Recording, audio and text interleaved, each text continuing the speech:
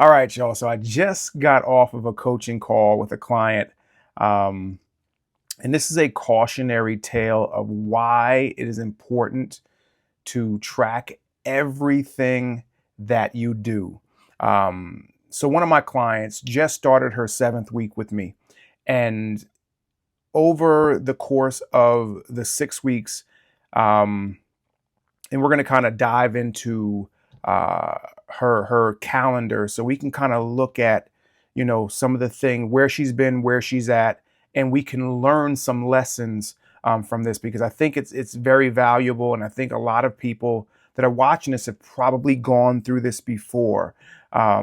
So over the course of her 6 weeks, she started her first weigh-in on August, not August, is this? Yeah, August 5th. She was 146.06 at 26.94% fat. Now, again, she's just going in, so she just finished week 7. So if we scroll forward and we go to last week, which was the end of her 6th week, she was 134.7 at 25.01% fat. So that is a total of 11.36 pounds lost in 6 weeks. Not bad. But then over this last week, so that is the week of the 15th to the 21st of September, she just did her weigh-in this morning. And this morning she was 145.73 pounds. Now remember, if we go back to the beginning of August, on her first weigh-in, she weighed in at 146.06. So again, that's 11.36 pounds lost over the course of 6 weeks. And just in 1 week, she gained 11.03 pounds. So she put back almost all the weight that she lost in over 6 weeks in 1 week. So we had our coaching call today, and some of the notes that I took were lost control over the week, felt miserable about the way that I ate, and thought that I would do better, and then I would just still do bad. So she would go into the next day thinking she would do better, and then she would just continue to do bad. And she said one of the things is, and I'm reading directly from her notes, she said, I self-sabotage. But she said, this is normal for me. So whenever she gets some progress, for some reason, at some point, which a lot of people do, I've worked with plenty of clients before in the past, a lot of people do that, they get some success, and for whatever reason, something causes them to fall off. And when they fall off hard. And it's oftentimes the clients that have this all or nothing mentality. I need to either be perfect or I need to not. There's no in between. And this is very common amongst those people, those clients. So this is something that you're really going to benefit from if you find that you are that type of person. Because one thing I tell all my clients is that you don't need to be perfect, but to get to where you want to be, but you need to do the right things most of the time. But that's hard to hear for someone that has that all or nothing mentality. So one of the things because I always look at, because I am not emotionally attached to my clients' results, I can step back and just look at the data and figure out what do we need to do differently, or what was different just based on the data. So this is not going after the emotional reasons of why she did what she did, but this is going after the what could have been different about the week. And one of the things, if you notice, if I go all the way back to August, all the greens are her workouts, all the blues are, like some of the workouts that I created for her. The greens are like walks and stuff like that. The reds are all food that was logged. So if you look at week 1, she logged her food every single day she logged her food. Week 2, same thing. Week 3, same thing.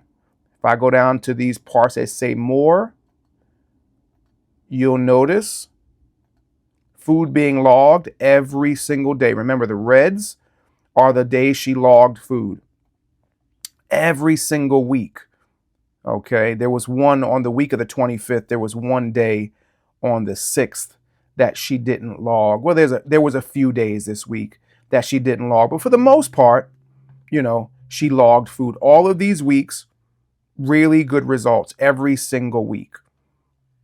Then we come to this week here, week 7. See where it says week 7 through 12 starts on the 16th. So if we look at this week, she didn't log food on Tuesday, the 16th. She logged food on the 17th. She didn't log food on the 18th. She didn't log food on the 19th. She logged food on the 20th. She didn't log food on the 21st. So this was her worst week, but this was also the week where she didn't log food the most. Now, this was also one of the worst weeks with exercise as well. And that they oftentimes go hand in hand. So oftentimes when someone's doing poorly with their diet, they're also doing poorly with physical movement, with activity. Again, that comes from that all or nothing mentality. If I'm not exercising, I might as well also not be eating right as well. So that is oftentimes a big thing that happens with those clients that tend to not be eating well. They tend to be, slacking off or just not exercising. So the one conclusion we both came away with is that she needs to log everything she eats. Even if she knows she shouldn't eat it, she should log it. I always tell my clients, if it has calories in it and you put it in your mouth, it counts. So you need to log it.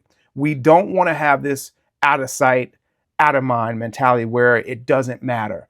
And she said, because we said, where is it? I said to her, you have to track because we need to face the demons of the eating. And she said, well, the reason why I don't track is because I don't want to face those demons. So we agreed that would the week have been better had she tracked? Yes, because oftentimes tracking pulls you away from overdoing the bad. And I was telling her about my own story with this weekend. We had a 2-day gathering at my house. So I was like way off on my diet, but I track everything that I eat. And by mid-afternoon, I was like, I try to keep my carbs at 100 grams per day.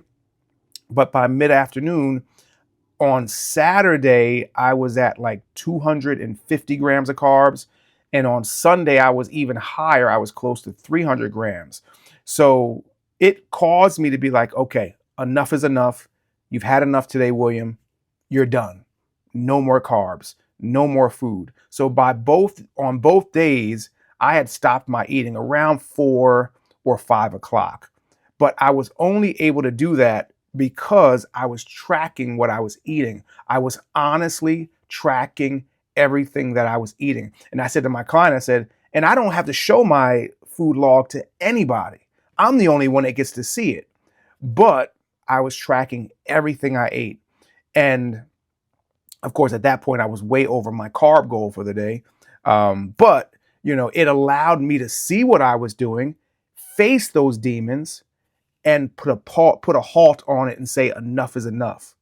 And oftentimes, because we're doing poorly, we don't want to see it because we don't want to come face to face with it. We don't want to own up to reality, so we can continue to do, the bad, and then we end up getting together, and then we end up regretting what we did. Do I regret what I did? No, because I know what I did, and I know what I need to do to fix it. So just with my client, I told her, you know what you need to do to fix it. It's now just doing it. So normally she said this week would spiral into multiple weeks and multiple months until she put on 30 or 40 extra pounds. So I told her, I said, if this can stop at just a week and you can get right back on track, I said that in and of itself is a win. So we're going to look at it that way. We're going to focus on having a much, much better day, much better week, and we're going to learn from it. But this is one of those teachable moments where we have to track what we're doing, because what gets tracked can easily get managed. So that is the main game plan for this particular client over this week, is to track. And going forward, she admittedly said she needs to track her food, whether it's food that she should be eating or foods that she shouldn't be eating. She needs to track, because it's easy to track when you know you're doing good. It's difficult to track when you know you're doing poorly and you want to do poorly. But again, we just can't bury our heads in the sand and act like it doesn't exist. We have to track it, we have to own it, and we have to learn from it. So that's what we did this week. I told my client it's in the past. We can't change what happened, but the only thing we can do is make it better by moving forward with that lesson learned. So she's going to track from now on. But I wanted to share that story with you guys because I think it is important to kind of, have that to look at. But let me know what you think down below in the comments. Have you had weeks like this? I'm sure if you've been on a weight loss journey before, you've had weeks like this. But let me know down below in the comments what your weeks like this were. What did you do to overcome some of your challenges and some of your struggles? Because your lessons and the things that you've done could help somebody else out. So leave that down below in the comments. And if you need any help on your journey, click the first link below in the description. Fill out the form, and the two of us together will figure out what we need to do to get you from where you're at to where you want to be. And as, of course, the first coaching call is always free.